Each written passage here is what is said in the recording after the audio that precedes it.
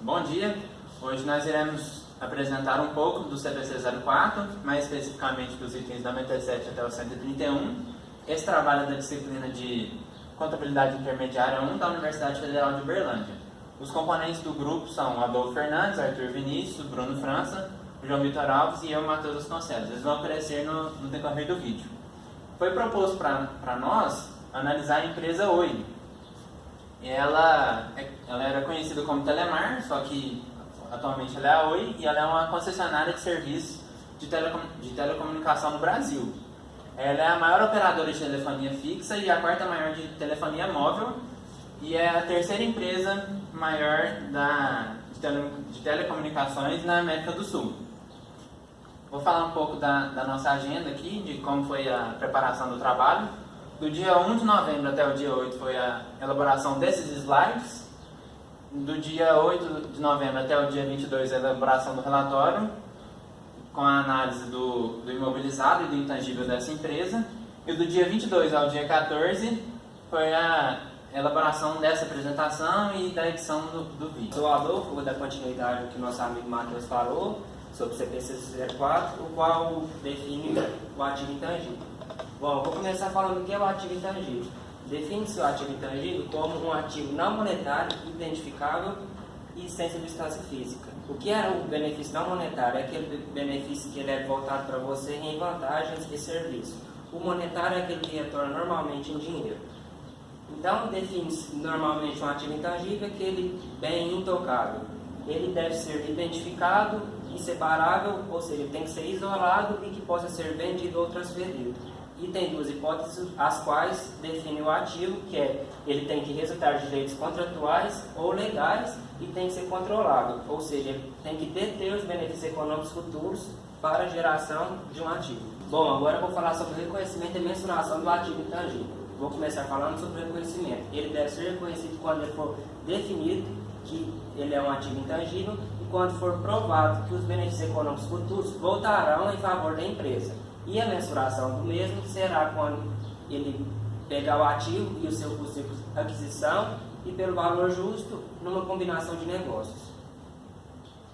Bom dia, meu nome é João Vitor e eu vou dar continuidade que o Adolfo falou sobre o intangível e eu vou dar alguns exemplos sobre intangíveis. Basicamente softwares, licenças, programas de computador, você não consegue tocar diretamente, licença de filmes em si, patentes, entre outras coisas. Bom, falar sobre o reconhecimento e a mensuração do ativo intangível, agora eu vou falar sobre o período médio de amortização do ativo intangível.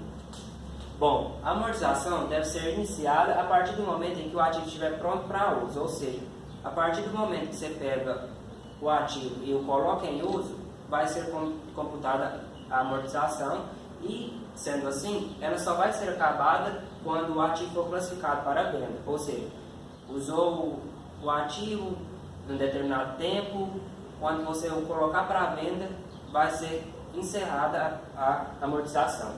E a escolha do método deve obedecer ao padrão e o consumo dos benefícios econômicos futuros esperados. Agora nos aparecem aqui alguns métodos de amortização, que é o método linear, o método de saldos decrescentes e o método de unidades produzidas. Aqui eu trouxe um exemplo de método linear de amortização, que eu vou estar mostrando aqui o cálculo e a contabilização. Por exemplo, gastos com benfeitoria imóvel de terceiros no valor de R$6.000 com um contrato de 3 anos. Ou seja, ele te deu o valor que gastou no ativo e te deu a data do contrato, o período. A amortização será o seguinte: você vai pegar o valor do direito, que é o valor que você pagou, que no caso aqui é os R$6.000, e o período de duração, que é o período do contrato, que no caso aqui é de 3 anos, e dividir o valor do direito pelo período de duração, que fica os R$6.000 dividido pelos 3 anos, que vamos chegar no resultado de R$2.000 ao ano de amortização. A contabilização desse ativo e dessa amortização será a seguinte: você debita R$2.000 ao ano no exercício, que é na DRE, que pelo valor do direito de período de duração deu R$2.000 ao ano, e vai acreditar na amortização acumulada de R$2.000 no ativo não circulante. E você vai acumulando esses R$2.000 durante 3 anos, chegará no resultado de R$6.000, que é o valor que eu peguei no início do ativo, que é a benfeitoria. O valor residual chega para nós como o seguinte quesito. Para ativos com vida útil definida, o valor do residual é igual a zero, com algumas exceções, que no caso são se houver compromisso de venda com terceiros ao final de sua vida útil ou se o mercado do bem ainda estiver ativo. Então, boa tarde, meu nome é Arthur. Então, aqui temos umas regras quanto ao valor residual. Temos que saber que ele pode ser aumentado e se o valor residual for maior ou igual ao valor contábil, a despesa de amortização será igual a zero. Então, quanto aos ativos intangíveis com vida útil indefinida, eles não são amortizados. Isso é definido pelo CVC 04, dos itens 107 até o 110. Porém, deve-se realizar o teste da perda de valor, os quais devem seguir os procedimentos de comparar valor recuperável e valor contábil, e esse procedimento deve ser feito anualmente e sempre que existir indícios de que o ativo tenha perdido valor. E aqui a gente separou um exemplo, de teste da perda de valor. Uma empresa X possui um ativo intangível com vida útil indefinida e deseja saber se o mesmo ativo tem perda por desvalorização. Realiza o teste. O valor contábil do ativo é R$100 mil, porém seu valor recuperável, que é o que ele vai vender ao final de sua vida útil, é de 60 mil. Está em 60 mil, ou seja, ele perdeu 40 mil por desvalorização. Então, os ativos intangíveis com vida útil definida, eles são amortizados desde o momento em que estão em condições de uso, a não ser que ele esteja completamente amortizado ou classificado como um ativo para venda, de acordo com o pronunciamento técnico CBC 31. Lembrando que o que define que o ativo intangível com vida útil definido deve ser amortizado é os itens 97 ao 106 do CPC 04. Baixa e alienação. O ativo intangível deve ser baixado quando, por ocasião de sua alienação, quando não são esperados benefícios econômicos futuros com a sua utilização ou alienação. E aqui temos um exemplo de lançamento contábil quando existir baixa ou alienação do bem.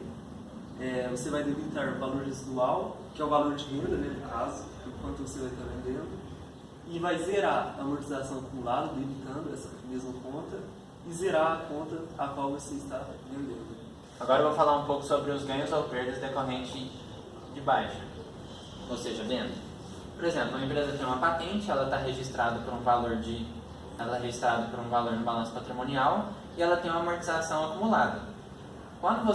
Aí você tem que auferir o valor contábil, que é o valor total dessa patente menos a amortização acumulada e alguma conta, por exemplo, de impairment que ela tiver. Aí você vai chegar nesse valor contábil e vai confrontar com o valor de venda. Se esse valor de venda for menor que o valor contábil, você tem uma perda. E, consequentemente, se o valor de venda for maior que o valor contábil, você terá um ganho de capital. Isso tudo registrado no DRE. E se esse valor for a receber, ele tem que ser registrado através do valor justo, pelo valor justo, para que o regime de competência seja respeitado e as apropriações com recebimento são feitas adequadamente. Divulgação e as suas regras gerais segundo o CPC 04. Primeiro, a empresa precisa distinguir os ativos intangíveis gerados internamente e os outros ativos intangíveis. Ela também precisa apresentar os prazos de vida útil ou as taxas de amortização utilizadas.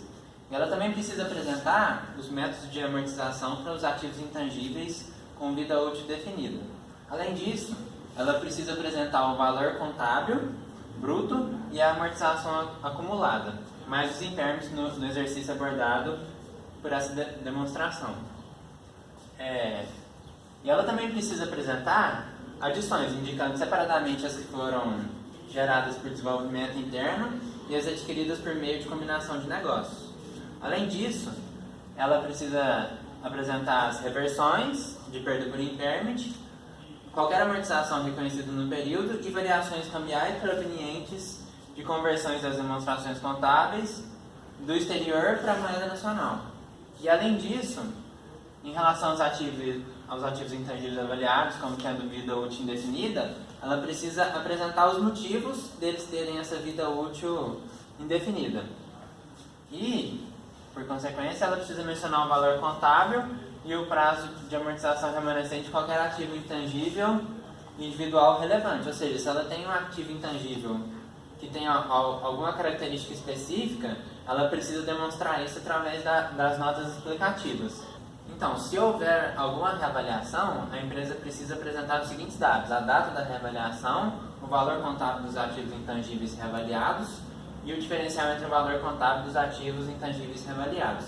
Mas há uma observação, pois na data da aprovação deste pronunciamento, a reavaliação de bens intangíveis, tangíveis ou intangíveis, não é permitida devido às disposições contidas na Lei 6.404 de 76, com vigência a partir de 1º de janeiro de 2008. Agora eu vou mostrar um exemplo de gasto com desenvolvimento e pesquisa através de um fragmento da página 91 do relatório da administração da UESA de 2017.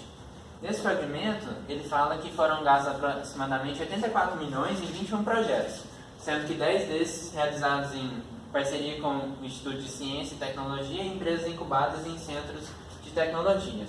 O problema desse fragmento é que ele apresenta de uma forma muito sintética esse montante de 84 milhões. Isso prejudica o entendimento dos investidores, pois eles precisam saber, de acordo com o CPC, a forma como foram apropriados esses valores. Ou seja, isso é muito prejudicial para o investidor da Bovespa, que pretende investir na Oi. Então, agora aqui nós temos a tabela da página 135 do relatório da administração de 2017 da companhia OISA da Bovespa. Ele demonstra os ativos intangíveis do consolidado. Por exemplo, aqui nós temos as adições, as transferências, conforme foi mencionado no CPC, e além disso, ele apresenta a amortização acumulada nessa linha, a despesa de amortização, as perdas por imparidade, que é um impairment, e além disso, ele mostra as taxas de amortização, por exemplo, 20%, 10%, 16%, e ele separa nessas 3 colunas os seus itens do intangível que estão no relatório da administração, que são o intangível informação, o sistema de processamento de dados e as licenças regulatórias. Agora eu vou falar um pouco sobre os gastos com pesquisa e desenvolvimento. A entidade precisa fornecer o montante de gastos com pesquisa e desenvolvimento reconhecidos como despesa no período. E além disso, nesse montante devem estar incluídos todos os gastos diretamente atribuíveis às atividades de pesquisa e de desenvolvimento. Por exemplo, eu retirei esse fragmento da página 91 do relatório da administração, da de 2017, e nele, quando fala que foram gastos aproximadamente 84 milhões em 21 projetos, sendo que 10 desses realizados em parceria com o Instituto de Ciência e Tecnologia e empresas incubadas em centros de tecnologia. O problema é que ele não discrimina como ele gastou, assim, separadamente esse montante de 84 milhões. E o que deveria ser feito segundo o CPC. Mas ele divulgou esse montante de uma forma mais sintética e não analítica, que prejudica o entendimento. Meu nome é Bruno e hoje eu vou estar falando um pouco sobre o ativo intangível gerado internamente. A empresa deve classificar a geração do ativo intangível na fase de pesquisa e na fase de desenvolvimento. Na fase de pesquisa, os gastos vão ser reconhecidos na DRE do período. E na fase de desenvolvimento, os gastos podem ir para o balanço ou para a DRE. Na fase de pesquisa, nenhum ativo intangível resultante de pesquisa deve ser reconhecido. Somente os seus gastos deverão ser reconhecidos como gastos do período. Já na fase de desenvolvimento, o ativo só deve ser reconhecido se a entidade demonstrar todos os aspectos enumerados, que no caso são, o primeiro, viabilidade técnica para concluir o ativo intangível de forma que ele seja disponibilizado para uso ou para venda. O 2, intenção de concluir o ativo intangível e de usá-lo ou vendê-lo. 3, a capacidade para usar ou vender o ativo intangível. Agora, alguns fatos relevantes a respeito do ativo gerado internamente é que a empresa deve demonstrar a existência de mercado para o ativo intangível ou, se for usar internamente, demonstrar sua utilidade. A empresa também precisa ter capacidade de mensurar com confiabilidade os gastos do ativo intangível durante seu desenvolvimento. Agora, alguns exemplos de intangível na fase de desenvolvimento. É o primeiro, projeto de construção e teste de protótipo e modelos de pré-produção ou pré-utilização. O outro é projeto de ferramentas, gabaritos, moldes e matrizes que envolvam novas tecnologias. E o outro, projeto de construção e operação de fábrica piloto, desde que não estejam em escala economicamente viável para a produção comercial. E por último, um projeto de construção e teste da alternativa escolhida de materiais, dispositivos, produtos, processos, sistemas e serviços novos ou aperfeiçoados. Vou trazer um exercício, um exemplo de ativo intangível gerado internamente. Em relação ao ativo intangível gerado internamente, de acordo com o pronunciamento técnico CPC 04, ativo intangível assinale a afirmativa correta. Letra A. Os gastos com desenvolvimento são sempre reconhecidos como ativo? Não. Os gastos com desenvolvimento não são reconhecidos sempre como ativo, pois eles precisam atender a uma série de critérios do CPC, como, por exemplo, viabilidade econômica e intenção de conclusão por parte da empresa. Então a letra A está incorreta. Vindo para a letra B, o valor residual desse ativo não pode ser modificado, também está incorreto.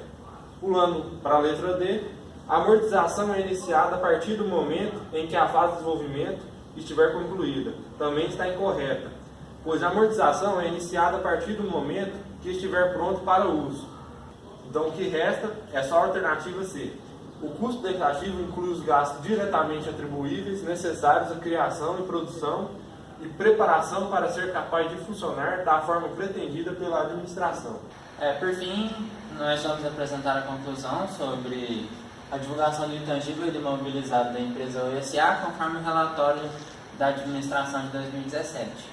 Então, a empresa cumpre com as expectativas do CPC 04 e do CPC 04 e do CPC 27, pois ela divulga claramente os seus métodos de contabilização e as alterações do seu patrimônio.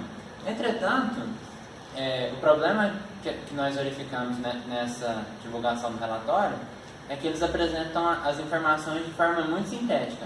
Por exemplo, num quadro onde mostra os itens do intangível, ele não separa, não discrimina item por item, ou então de uma forma mais sintética, só que possibilitando o entendimento melhor do investidor ou do público-alvo dessa demonstração, o que prejudica o entendimento dessa pessoa.